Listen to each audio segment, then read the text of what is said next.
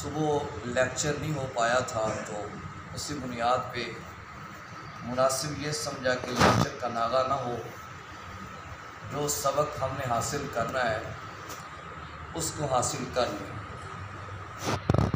کل ہماری بات چلی تھی کہ کسی بھی گھر میں اجازت کے بغیر داخل نہ ہوا جائے۔ یہ اسلام کا بڑا بہترین پہلو ہے، بڑا بہترین اصول ہے۔ اگر اس اصول کے تحت بندہ زندگی گزارے تو یقیناً بندہ پرسکون رہ سکتا ہے۔ اللہ پاک نے قرآن مقدس میں ارشاد فرمایا، وَاللَّهُ جَعَلَ لَكُم مِّن بُيُوتِكُمْ سَكَنًا،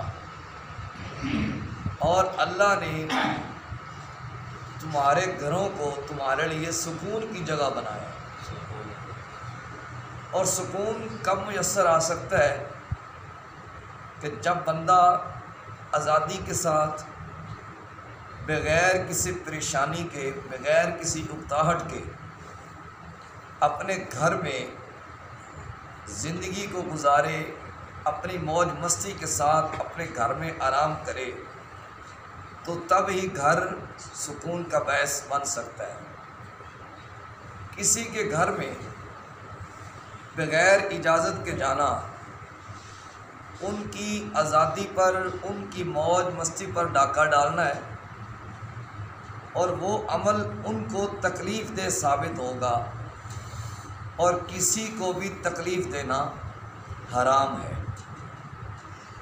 اگر ہم کسی کے گھر میں اس کی اجازت کے ساتھ جائیں گے تو جو گھر کا مالک ہے وہ ہمارے آنے پر خوشی بھی محسوس کرے گا، اور ہم اس کے لیے بوجھ بھی نہیں بنیں گے، اور ہماری بات پر وہ توجہ بھی دے گا، اور جو میرا کام ہوگا اس کو حل کرنے کی کوشش بھی وہ کرے گا۔ لیکن اگر میں کسی کی اجازت کے بغیر کسی کے گھر میں چلا جاتا ہوں تو وہ ان پر ناگراں گزرے گا، ان کو بڑی تکلیف ہوگی، اور وہ ہمیں ٹائم، جیسے کوئی بندہ بوجھ بن کے اپنے اوپر بوجھ محسوس کر کے مجھے ٹائم تو دیں گے، لیکن جس طرح بندہ دل سے مہمان کو ٹائم دیتا ہے اس طرح وہ مجھے ٹائم نہیں دے پائیں گے، اور میری بات پر کوئی توجہ بھی نہیں دیں گے۔ تو اسلام نے یہ اجازت لینے کا حکم عطا کر دیا۔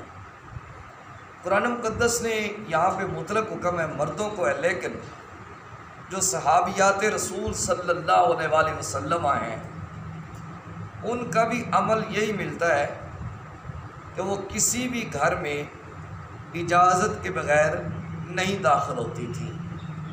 حضرت ام ایاس رضی اللہ تعالی عنہ ارشاد فرماتی ہیں کہ ہم 4 عورتیں حضرت ام المومنین سیدہ عائشہ الصدیقہ رضی اللہ تعالی عنہا کے پاس جایا کرتی تھیں، جب تک ہمیں اجازت نہیں مل جاتی تھی ہم اماں جی کے گھر میں داخل نہیں ہوا کرتی تھی۔ تو لہذا عورتوں کے لیے بھی اجازت لینا ضروری ٹھہرا۔ آج کل تو جناب عورتیں ویسے منہ اٹھا کے گھروں میں آ جاتی ہیں، وہ کہتے ہیں عورتوں کو اجازت لینے کی کوئی ضرورت نہیں ہے۔ نہیں، یہ عورتوں کا اجازت نہ لینا اصل میں گھر کی پرائیویسی پر ڈاکہ ڈالنا ہوتا ہے، جس کی اسلام اجازت نہیں دیتا۔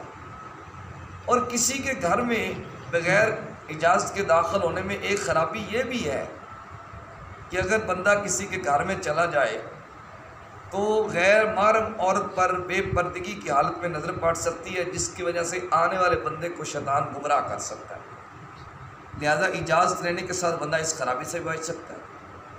دیکھیں نا، ماں سے بڑا محرم کون ہوتا ہے؟ یعنی ماں کے ساتھ تو بندے کے تو برے خیالات آ ہی نہیں سکتے، بندہ سوچ ہی نہیں سکتا۔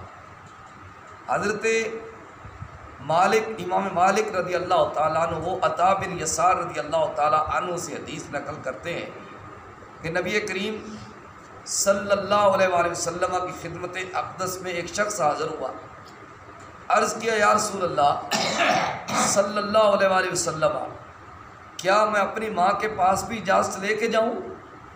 تو آقا علیہ الصلوۃ والسلام نے فرمایا کیا تو اپنی ماں کو برہنگی میں دیکھنا پسند کرے گا، یعنی بے پردگی میں؟ اس نے عرض کیا نہیں۔ تو حضور نے فرمایا لہذا ماں کے پاس بھی جاؤ تو گھر میں اجازت لے کر جانا چاہیے۔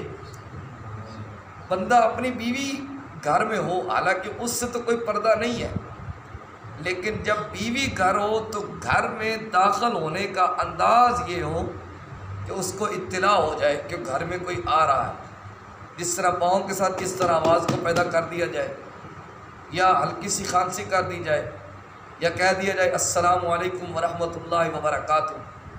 حضرت عبداللہ بن مسعود رضی اللہ تعالی عنہ آپ کی زوجہ محترمہ فرماتی ہیں کہ جب میرے شوہر عبداللہ گھر میں آتے تھے تو کسی نہ کسی طریقہ سے اطلاع دے دیا کرتے تھے کہ میں گھر میں آ رہا ہوں۔ سیدنا فاروق اعظم رضی اللہ تعالی عنہ جب آپ گھر میں داخل ہوتے تو کہتے السلام علیکم ادخل عمر، اے گھر والوں تم پر سلامتی ہو، کیا عمر اپنے گھر میں داخل ہو سکتا ہے؟ تو لہٰذا کسی بھی گھر میں داخل ہونے سے پہلے سلام کرنا، ان سے اجازت لینا، خواہ پہلے سلام کر لیا جائے خواہ بعد میں سلام کر لیا جائے، پہلے اجازت لے جائے، دونوں طرح جائز ہے۔